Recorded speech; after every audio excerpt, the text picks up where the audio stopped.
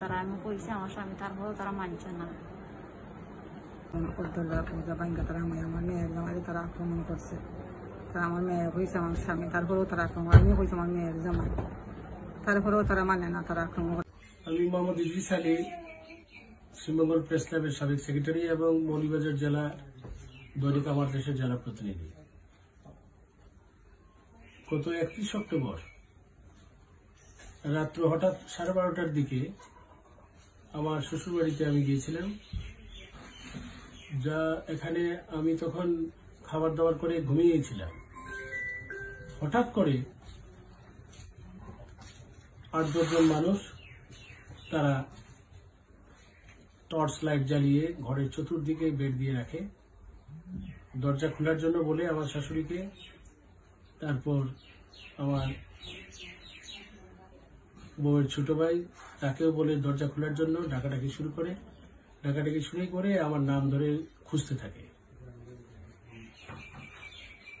তারপরে এক পর্যায়ে তারা দরজা করেই ভেঙেই তারা ঘরে প্রবেশ করলে। প্রবেশ করার পরে আমাকে তারা রশি দিয়ে কোনো কথা না বলেই ডাকাত ডাকাত বলে চিৎকার করে আমাকে ঘর থেকে টেনে বের করে নিয়ে আসে। এক পর্যায়ে আমার শাশুড়ি, আমার স্ত্রী, আমার স্ত্রীর ভাই সকলে মিলে আশপাশের এই যারা এই সন্ত্রাসীরা, আমি তাদেরকে চিনি না, তারা কিভাবে কেন আমাকে এই আক্রমণ করেছে। আমি যতটুকু জানি যে আমি গত 22 অক্টোবরে ছাত্রলীগের একটি রিপোর্ট করেছিলাম আমার দেশের, এটা ওয়েব পেজে আসলো, যে শ্রীমঙ্গলে আতঙ্ক, প্রশাসনের নীরবতায় সরব হচ্ছে ছাত্রলীগ ক্যাডাররা। আরেকটা রিপোর্ট করেছিলাম আমি যে ছাত্র জনতার উপর হামলাকারী 570 জন আসামির জামিন, এটা ফার্স্ট পেজে ছাপা হয়েছে আমার দেশে। এর আগেও আমি ফেসিবাদী দূষণ নিয়ে প্রথম পাতায় আমার পত্রিকার রিপোর্ট হয়েছে। নানা কারণে আমি নিজেও এই ফেসিবাদ, ছাত্রলীগ, আওয়ামী সন্ত্রাসীদের বিরুদ্ধে আমাকে যখন প্রেস ক্লাব থেকে বের করে দেওয়া হয়, এই কারণে আমি মামলা দিয়েছিলাম। তারপর থেকে ছাত্রলীগের ছেলেরা এবং আওয়ামী লীগের নিষিদ্ধ সংগঠনের সন্ত্রাসীরা আমার উপরে ক্ষিপ্ত ছিল। আমি তখন তারা পুলিশ নিয়ে আসে, পুলিশও আসে। পুলিশ আসার পরে শ্রীমঙ্গল থানার আসার পরে পুলিশ সবকিছু জেনে এই আসার পরে সন্ত্রাসীরা সকলে পালিয়ে যায়।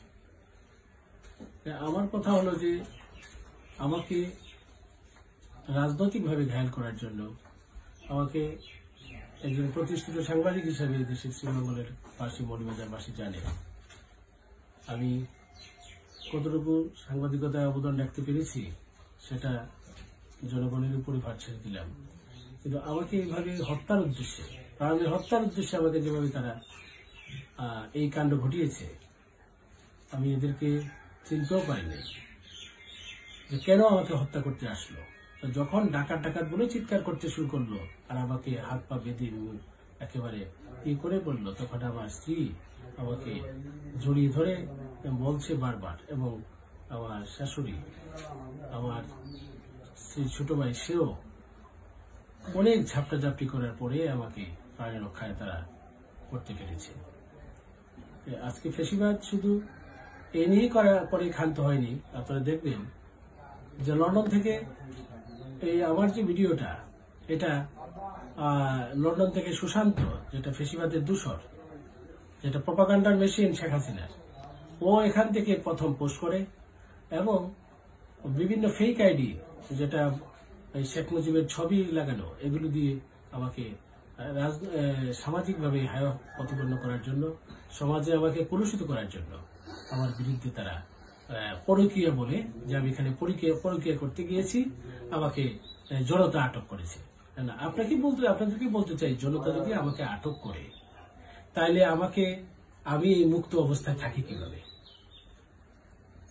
ওরা যদি জনতাই হয়, তাহলে আমি মুক্ত অবস্থায় কিভাবে এখানে আছি?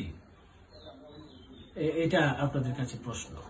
এবং এটা দেখবেন একটি দলের যে পতিত স্বৈরাচারের দলের এই লোকজন এটাকে খুব বেশি বেশি করে এটাকে ফেসবুকে ভাইরাল করতে চাচ্ছে।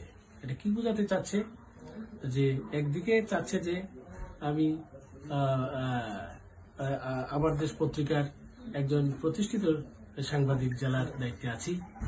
আমি ফ্যাসিবাদের বিরুদ্ধে, এই ফ্যাসিবাদের দূষরদের বিরুদ্ধে তারা কিভাবে এই আপনার ষড়যন্ত্র লিপ্ত, এগুলো নিয়েও আমি বিস্তারিত অনুসন্ধানী প্রতিবেদন করেছি। আমাকে ঘায়েল করার উদ্দেশ্যটা হলো, তাদের টার্গেটটা হলো যে আমার দেশের একজন প্রতিনিধিকে স্তব্ধ করে দেয়া।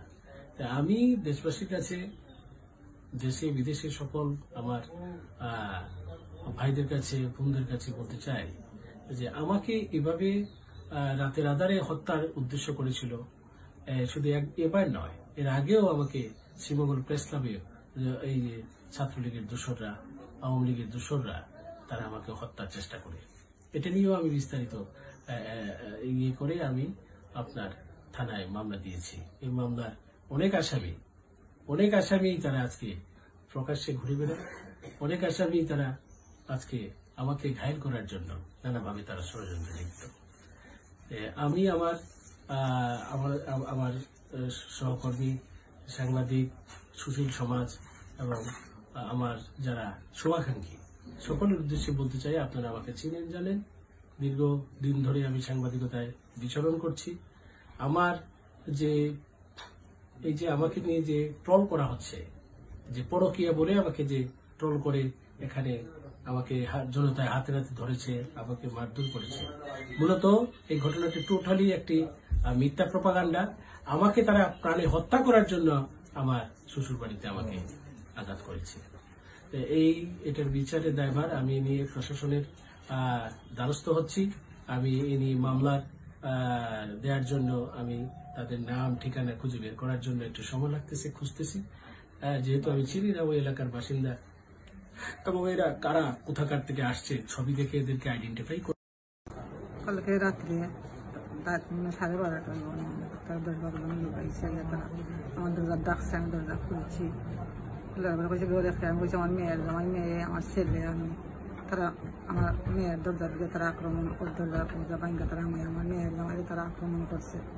তারা আমার মেয়ে কইছে আমার স্বামী, তারপরেও তারা আক্রমণ, আমি কইছি আমার মেয়ের জামাই, তারপরেও তারা মানে না, তারা আক্রমণ করতে বসে বসে লাগাই তার ঠেনে তারা করছে, করতে তারা অত্যাচার করছে। যারা বিচার আমি চাই। রাত্রে 12:30টার দিকে আমার স্বামী গেছে 6 নাম্বার এখানে, খাওয়া দাওয়া হয়ে ঘুমাইছি। তখন সময় কতগুলা লোক আইয়া সাইড বাই লাইট মারছে, দরজার মাঝে বাইরেছি। তখন সময় আমার আম্মায় দরজা খুলছেন, পাশের রুম আমার আম্মা আসলা, আমার বাইও আসলা ঘুমো। তখন সময় আমার আম্মায় হয়েছেন যে খেয়ে ঘরের মাঝে আমার আম্মা হয়েছেন আমার মেয়ের জামাই আছেন। তখন সময় তারা ডাকছে, দরজা আমার সারাই দিয়েছে, ভাঙ্গা তারা ঢুকছে। ঢুকার পরে তারা আমার স্বামীরে মারধর করছে। আমি আটটাইছি, তারা মানছে না। আমি কইছি যে আমার স্বামী, তারপরে তারা মানছে না।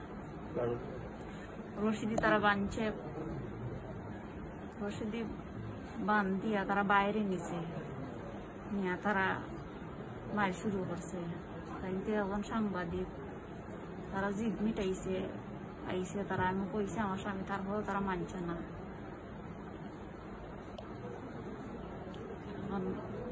আমি তার বিচার চাই, আমার স্বামীকে তারা মারছে। Allah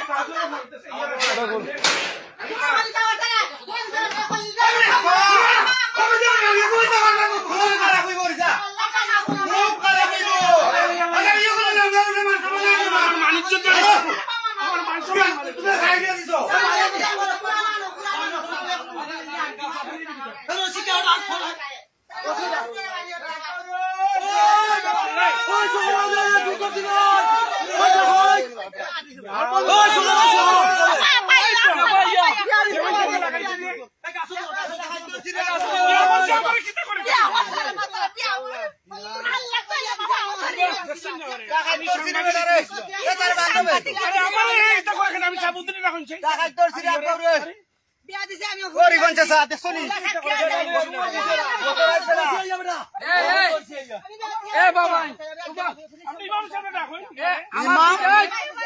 শফিক ভাই ও শফিক ভাই কই তুমি এই আচ্ছা এই এত দিন ধরে ওই খারো খারো ছিল না একটা মিনিট আমার বেটা যদি আপনি কথা কইতে কমানো শোনা ঘরে বামান বেটা আগে বান কমা তো দেখমো এই তিয়াত্তর সময় না চম পাইক না তুই সারি কে কই এই আমার কথা বুঝো কি বিপো এ রে ভাই এই দেখা দিবি এই তুই দেখাইছ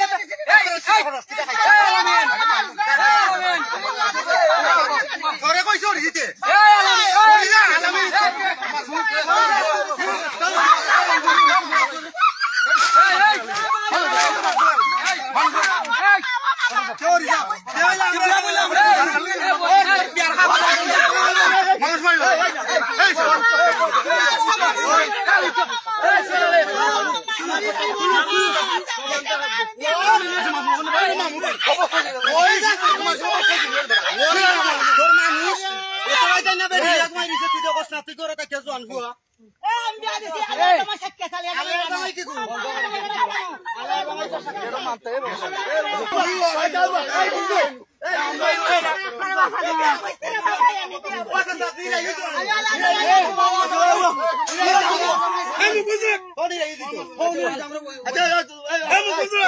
तेरा बात अच्छी दिखे ना